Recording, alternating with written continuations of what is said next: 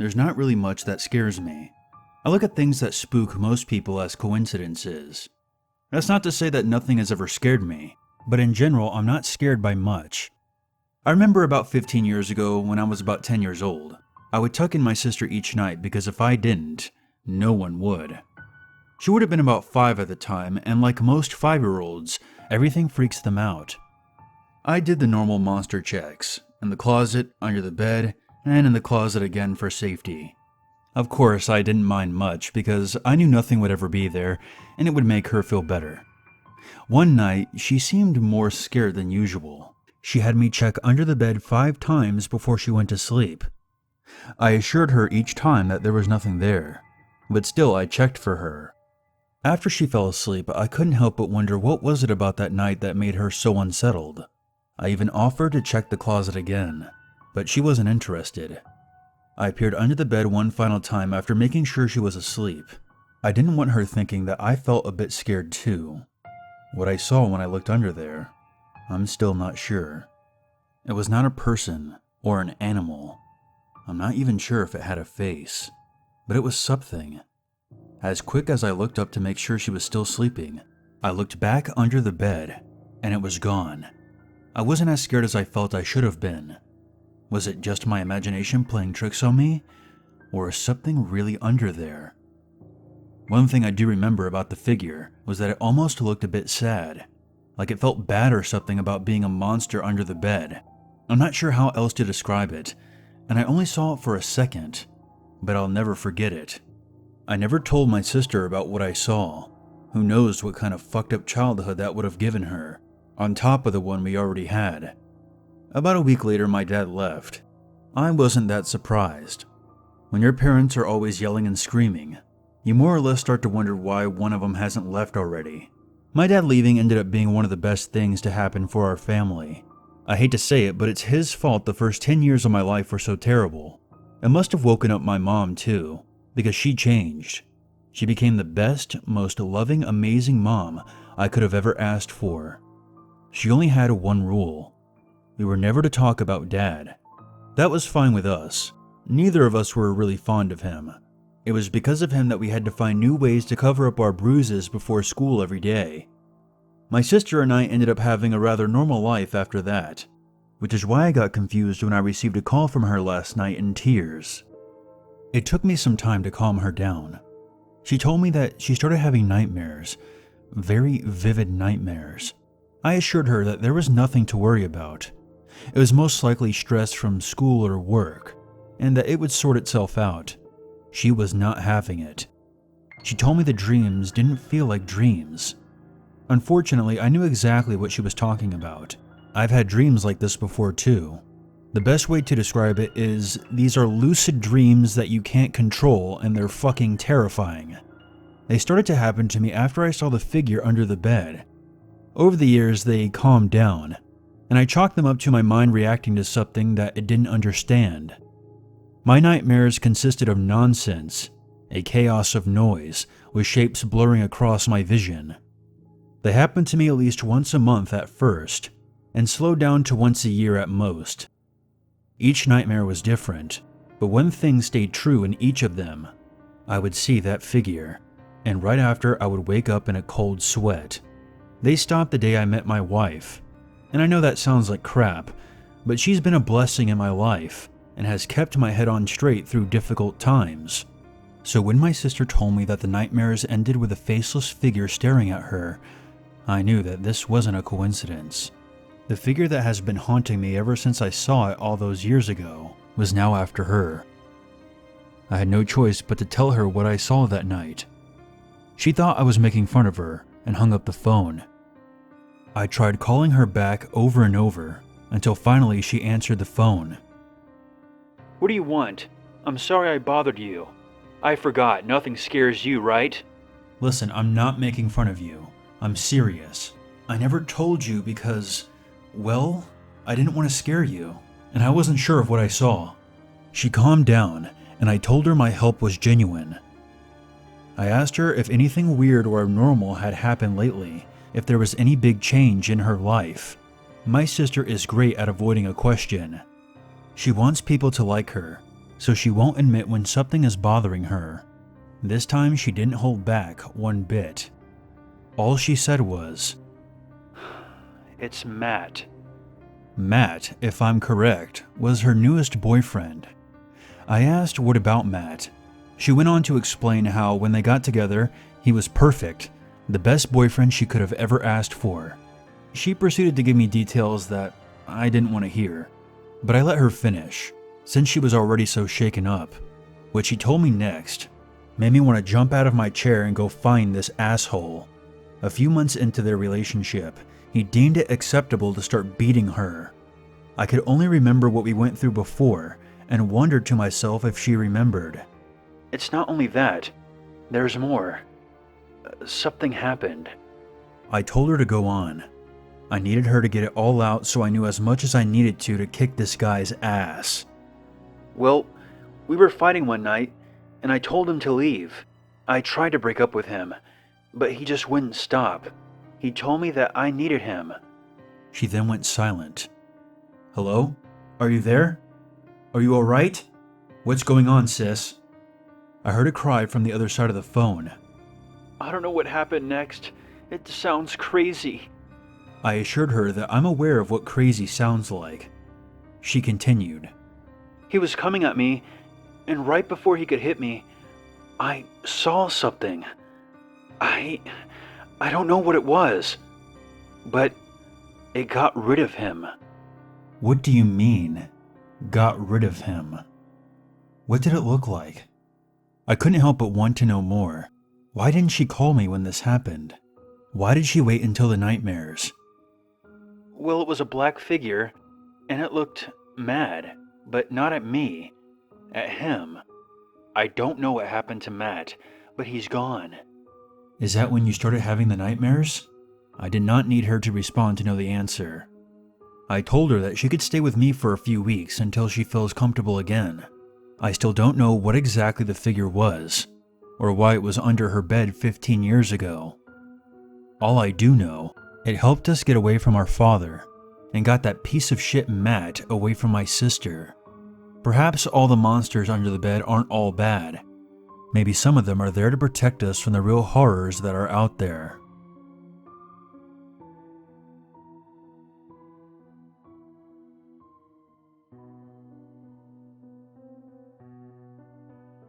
As a young boy, Sam has always had a fear of the dark. It was the uncertainty of what awaited him when he closed his eyes that frightened him.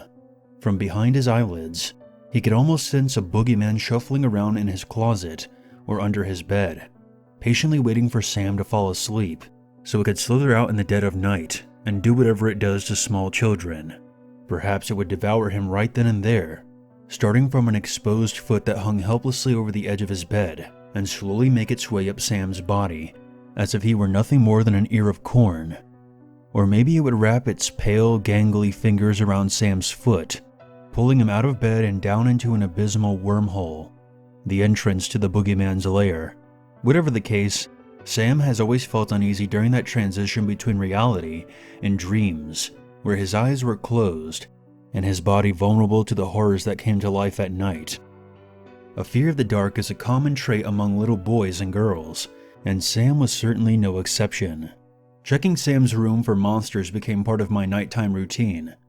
I would inspect his room, shuffle through the clothes in his closet, and checking his bed only to turn up empty-handed. Sometimes Sam would tell me to check the closet a second time, in case I missed a spot.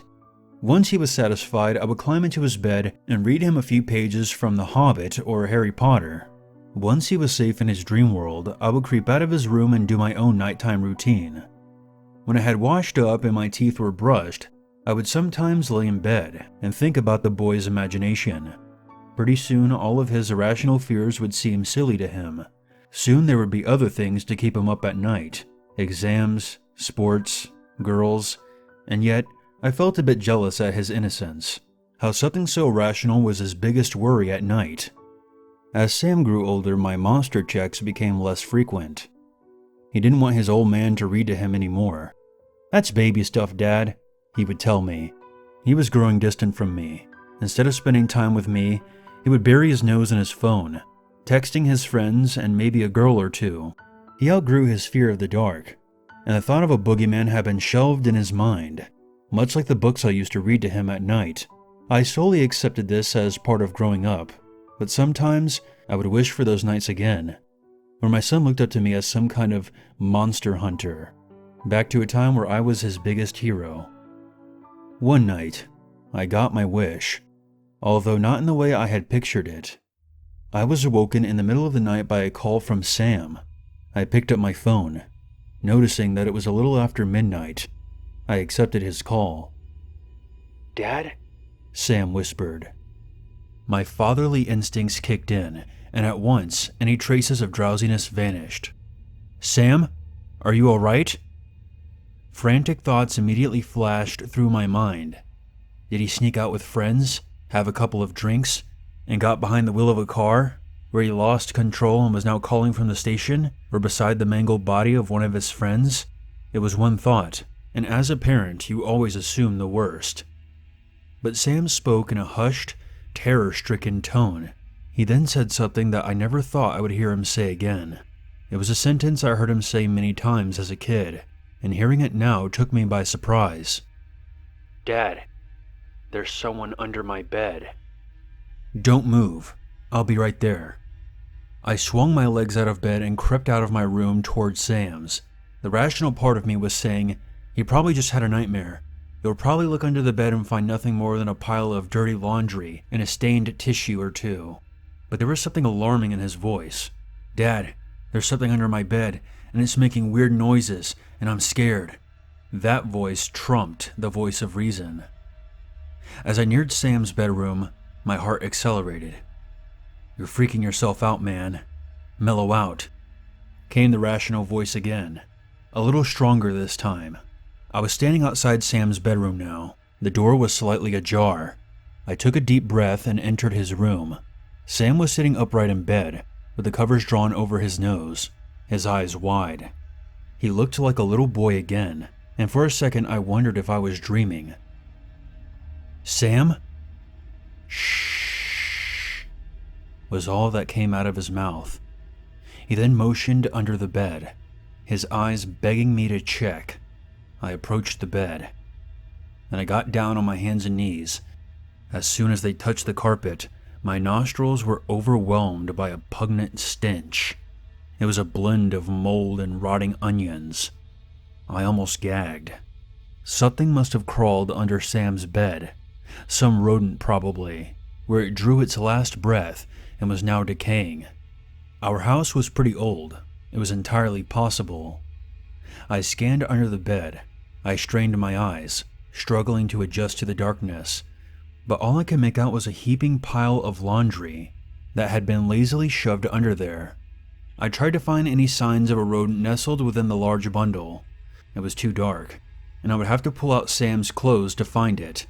I got on my belly and reached out for the pile of clothes, hoping that the creature wasn't still alive and would pounce on my hand and bite me, tearing off a chunk of my skin and leaving me with rabies. My weary hand got closer to the pile of clothes until I could touch them. Then, without a second thought, I grabbed what looked like a jacket and pulled hard. The clothes didn't move. Then they started to turn over as I let out a shout and banged my head on the wooden frame of the bed. The clothes rolled around to reveal a face attached to them. I nearly pissed myself at the sight. I got a good look at the face. It was the face of an older man, but he looked disease-ridden. His skin was a sickly shade of gray. It sagged around the jawline and was cracking around the forehead, revealing nasty sores. He had a patchy silver beard, which molded around the lumps along his jaw. He was missing a good part of his lower lip, which revealed a single black tooth, standing alone in a crest of browning gums. His eyes were closed, but he was not dead. He was still breathing in a drunken stupor. After I saw it, I grabbed Sam and got the hell out of there. I stood in the kitchen, my hands shaking to dial 911, while my eyes were focused on the darkened hallway, waiting for the diseased man to come staggering out of the shadows. Sam was huddled in a corner, crying. He had regressed to a small child. As we waited anxiously for the police to arrive, I thought of nothing else but the man under Sam's bed. How long had he been there before Sam noticed? A grim image invaded my mind. One where the man had been there since Sam was a young boy, hiding in some false wall in the closet, until Sam would fall asleep, then crawling under his bed, where he would whisper things like, "Let's go on an adventure. What do you say?" I shuddered and pushed that thought away, but it kept creeping back. Each time, the man's voice would be more sinister as he reached out and grabbed Sam's exposed foot. The police came and I led them into Sam's room and pointed under the bed. One of the officers got down on his hands and knees and looked where the homeless man was. He turned to me, and my heart sank when he said, "There's nothing there." I looked myself, and sure enough, the underbelly of the bed was empty. There was only a stain where the homeless man was 15 minutes prior. The faint smell of mold and onions lingered. I hurried to the closet and began tearing it apart, banging on the walls, looking for a false one. When there was nothing to be found, I looked at the cops with a defeated expression. They took down the man's appearance, and then left. But not before I heard one of them remark, "Huh, let's go look for this boogeyman," to which the other cop chuckled. Sam sleeps in my room now. He won't go into his room at night. He screams in his sleep. He begs me to check under my bed and in the closet at all hours of the night. I too have difficulty sleeping at night as well. That period between reality and dreams seems to drag on as I keep one ear trained for any strange sounds, like movement under the bed or shuffling in the closet. Who knows if that man will return again? I hope he's moved on to terrorize someone else, for both of our sakes. In some morbid way, I got my wish. Sam is like a young boy again, but I'm no monster hunter. I'm just as terrified as he is. Had I known things would be this bad, I would have been more careful about what I wished for.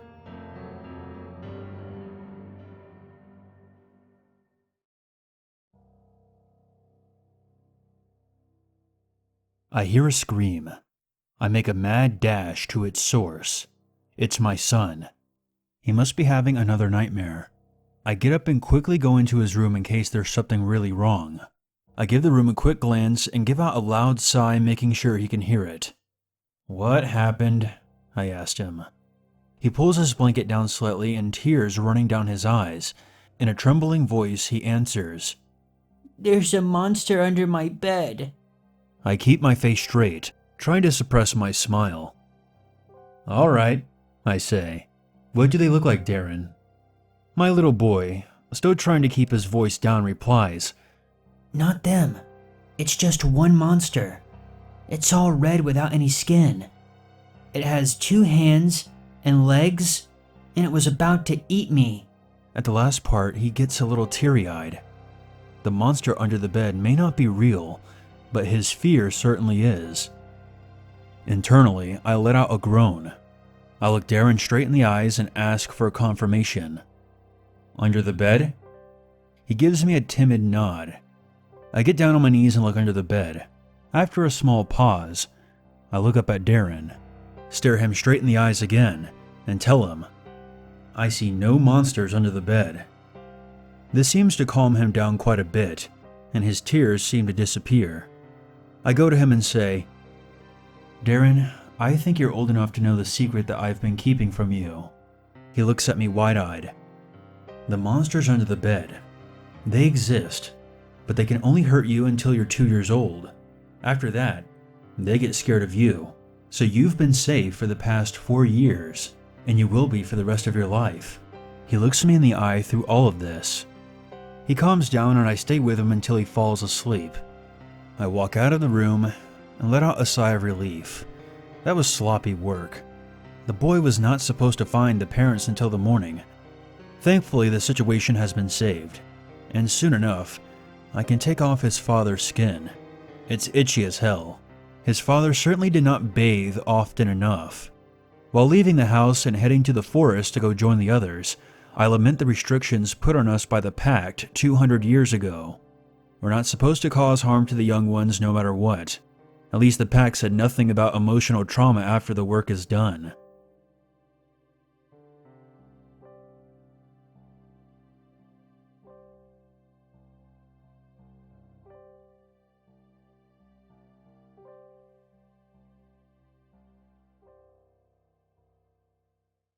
there's always a reason to be afraid.